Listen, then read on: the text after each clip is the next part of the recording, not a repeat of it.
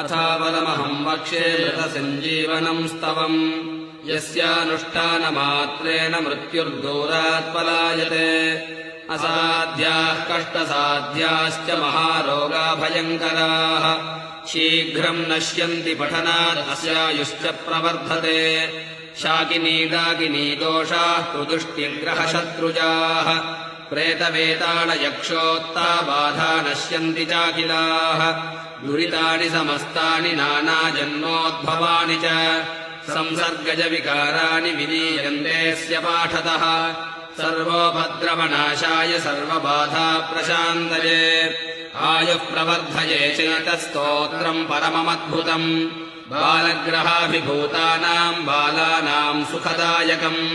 सर्वारिष्टहरम् चैतद्बलपुष्टिकरम् परम् बालानाम् जीवनायैतस्तोत्रम् दिव्यम् सुधोपमम् मृतवत्सत्त्वहरणम् चिरञ्जीवित्वकारकम् महारोगाभिभूतानाम् भयव्याकुलितात्मनाम् सर्वाधिव्याधिहरणम् भयघ्नममृतोपमम् अल्पमृत्युश्चापमृत्युः पाठादस्य प्रणश्यति जलाग्निविषशस्त्रादिनखिशृङ्गिभयम् तथा गर्भरक्षाकरम् स्त्रीणाम् बालानाम् जीवनप्रदम् महारोगहरम् नृणामल्पमृत्युहरम् परम् बाला वृद्धाश्च तरुणा नरा नार्यश्च दुःखिताः भवन्ति सुखिनः पाठादस्य लोके चिरायुषः अस्मात्परतरम् नास्ति जीवनोपायगेहिकः तस्मात् सर्वप्रयत्नेन पाठमस्य समाचरेत् अयुतावृत्तिकम् वाच सहस्रावृत्तिकम् तथा तदर्थम् वा तदर्थम् वा पठेदेतच्च भक्तितः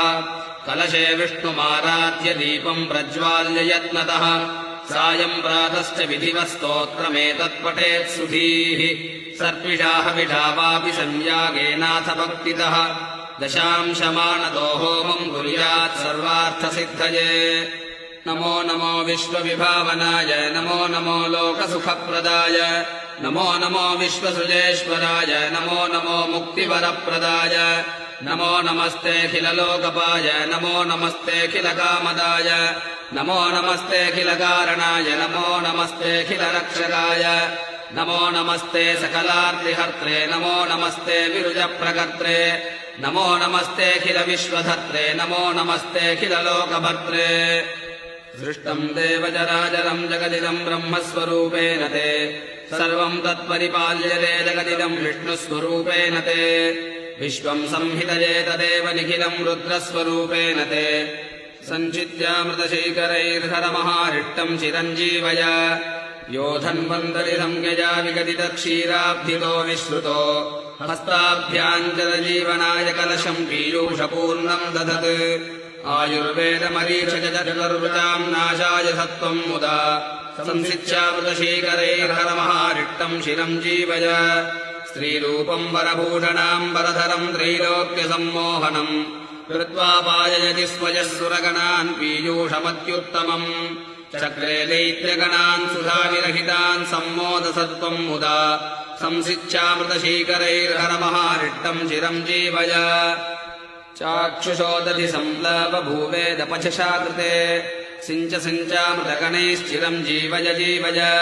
पृष्ठमन्दरनिगूर्णनिद्राक्षकमटाकृते सिञ्च सिञ्चामृतगणैश्चिरम् जीवय जीवय याञ्चाचलबलित्रासमुक्तनिर्जरवामन सिञ्च सिञ्चामृतगणैश्चिरम् जीवय जीवय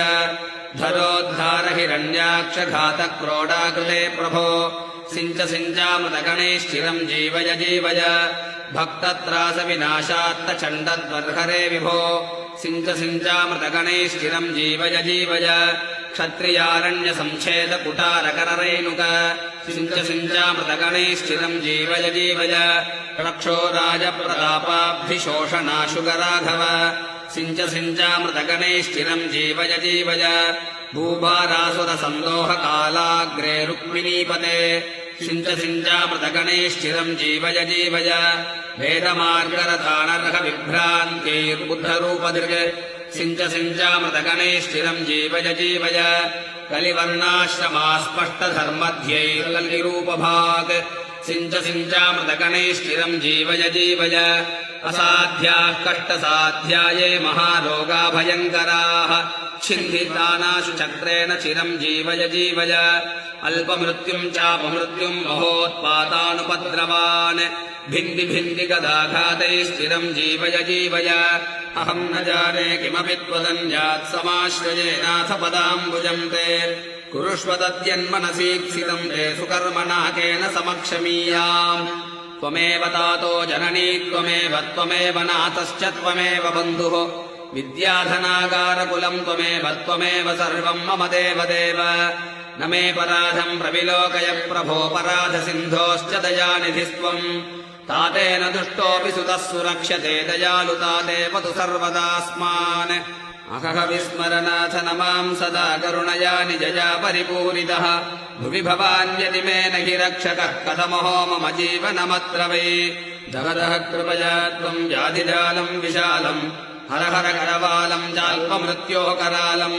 निजजनपरिपालम् त्वाम् भजे भावयालम् कुरु कुरु बहुकालम् जीवितम् मे सदालम् यत्र धर्माचरणम् न दानम् व्रतम् न यागो न च विष्णुचर्चा न पितृगो विप्रवरामरार्च स्वल्पायुषस्तत्र जना भवन्ति क्लीं श्रीं नमो भगवते जनार्दनाय सकलदुरितानि नाशय क्षरौमारोग्यम् कुरु कुरु ह्रीं दीर्घमायुर्देहि देहि स्वाहा अस्य धारणतो जापादल्पमृत्युः प्रशाम्यति गर्भरक्षाकरम् स्त्रीणाम् बालानाम् जीवनम् परम् 150 शक्त्याथवा 50 पुस्तकानाम् द्विजेभ्यस्तु दद्यात् दीर्घायुषाप्तये भूर्जपत्रे विलिख्येदम् कण्ठे वा बाहुमूलके सन्धारयेद्गर्भरक्षा बालरक्षा च जायते सर्वे रोगा विनश्यन्ति सर्वा बाधा प्रशाम्यति कुदृष्टिजम् भयम् नश्येत् तथा प्रेतादिजम् भयम्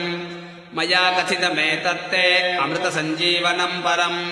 अल्पमृत्युहरम् स्तोत्रम् मृतवत्सत्त्वनाशनम्।